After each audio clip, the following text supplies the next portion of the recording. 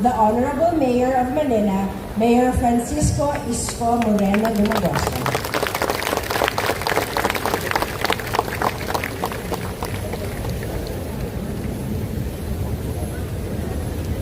Thank you very much. Palakpakan natin, Director Crystal Alexi. Good morning! May libreng chicha ngayon. Ito sa ating mga sponsor, thank you very much. Sa ating mga kapwa-kawani, sa ating Vice Mayor, mga konsehal, at mga department head, sa inyong lahat, magandang umaga. Isang linggong nakalipas sa atin, noong nakaraang linggo. Very challenging week for the city of Manila, but we recovered. Salamat sa mga kawani ng DPS, sa mga kawani ng engineering, at kay Boysen. Palampakan natin si Boysen para maawa si Davis. We try to recover as much as we can, as fast as we can, while the people of Manila is asleep after that incident. Your co-employees working 10 p.m. and after a certain group at 10 p.m. by 2 a.m. here comes another group of employees until from 3 a.m. until 12 noon, just to bring back certain level of maliwalas ang ating lungsod. You know, tourism month in a few hours will end. That's like what Crystal Pagaching said. You know, why we Manilans, we as Manilans, should continue to invite others, to welcome them to Manila, because there is a lot of story to tell among Filipinos, not Manileños. One way or another, they have experience in the city of Manila. They have a story to tell, and their experiences and relationship to the capital of the country. At ito'y pwedeng maging puhunan lagi ng Maynila. Yes, Manila is old, but it has a lot of history and story. While it is old, but we can make it pleasant. Maliwalas ang ating lungsod at panatag ang pamumuhay. So kaya ako'y hindi magsasawang manawagan sa mga dumadako sa Maynila. Sana naman pag sila'y pupunta rito, huwag naman nilang sisirain yung mga munti nating pinupundar na para maging maliwalas at maayos sa paningin at pakiramdam ang ating minamahal na lungsod. At kayo, welcome sa Maynila.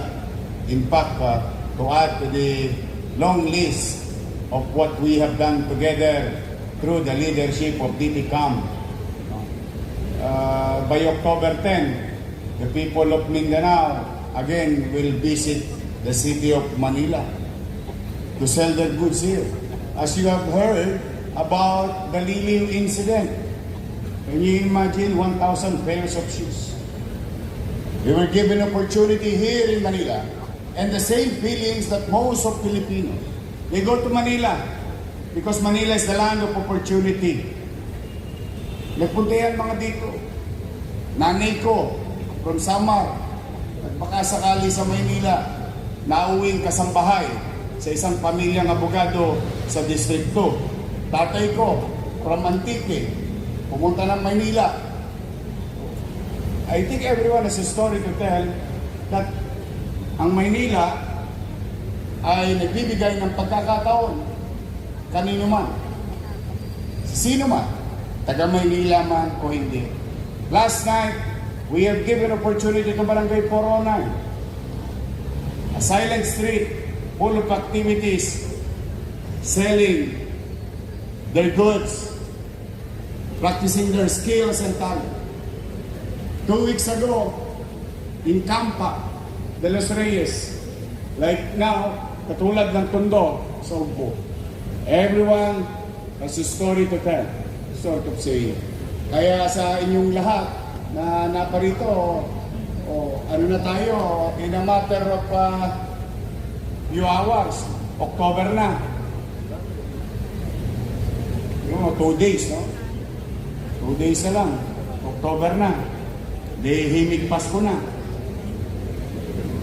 Ang tanong, may pamasko ba kayo? Paul, baka naman. But steady muna kayo sa Gedli. Kayo mag-alala. I'll do my best with the City Treasurer's Office and the City Assessor's Office, the Business Permit Office. Anyway, we will report to you in a matter of few days with regard to what transpired, what we have achieved, and our failure within 100 days period of our administration. But for now, I'm happy and proud to each and every one of you. At the rate we're going, mukhang makakaalpas tayo. Kaya uulitin ko, yung Lunes, buong kababaang loob, ako'y nakikisuyo sa inyo na pagbutihan ninyo ang inyong mga kanya-kanyang obligasyon sa City Hall at sa mamamayan. Galingan ninyo. Kailangan ko kayo. Sapagkat hindi ko naman ito magagawang mag-isa lamang. Everyone has its purpose and function. Nakita ninyo ang sigla ng paghahanap buhay sa Maynila. Konting linis lang. Konting kuskus lang. Kumikinang na muli ang Maynila. Kaya sana magtuloy-tuloy na mag-alab ang bawat damdamin, puso't isipan ninyo na tayo maglingkod ng tapat sa ating mga kababayan sa lungsod ng Maynila. Napakahirap. Marami sa inyo dyan, at the back of your mind, naiinis, nanggigigil sa nangyayari sa ating bansa. Ako na may masasabi ko sa inyo, hayaan nyo sila. Habang sila'y naghahabulan, tayo inahabol natin ang pagkakataon para itaguyod ang lungsod ng Maynila. But fair warning to them, you will never be allowed to do such thing in Manila. And to share it to you from zero, from nothing. There's so many talks, maraming mga chuchuwariwap, maraming idea, maraming komento, but your city government created an effort, legally went after them, and it produces good result. As we speak, from zero, we have received 135 million pesos from contractor's tax ng mga project ng DPWH na yan at national government. Results matter. I always believe in that. There is point A, there is point B. I will never ask what will transpire between point A to point B. What matters most is point B. Results matter. And that kind of money that we kailangan natin ay sa naman namin sisinupin na matugunan ang pang-araw-araw nating tustusin sa ating pagpapatakbo bilang pamahalaan at the same time pag-deliver ng mga kakailanganin ng ating mamamayan. Kaya tuloy-tuloy lang tayo. Malapit na. Malapit na 13 months. Malapit na Christmas bonus.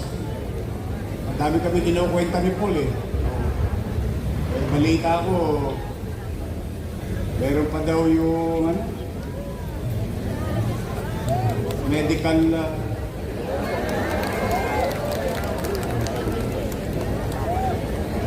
who joins?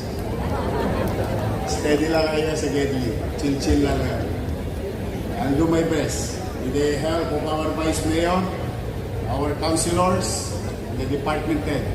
Pipilitin kong maging masinop, mainam. Wala tayong gagasusin ng walang kapararakan.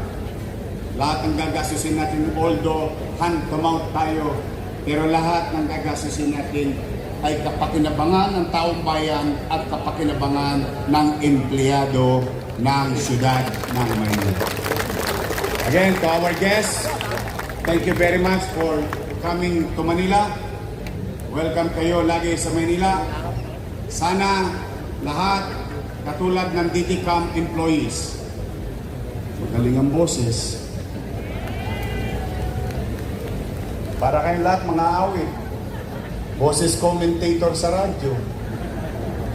I'm really proud and happy. Congratulations sa inyong lahat. Again, palakpakan natin ang DTCAM. So muli, mga kapwa ko lingkod bayan, tulungan ninyo ako. Kailangan ko ng tulong nyo. Maglingkod tayo ng tapat, mainam, at episyente sa ating mga mamamayan.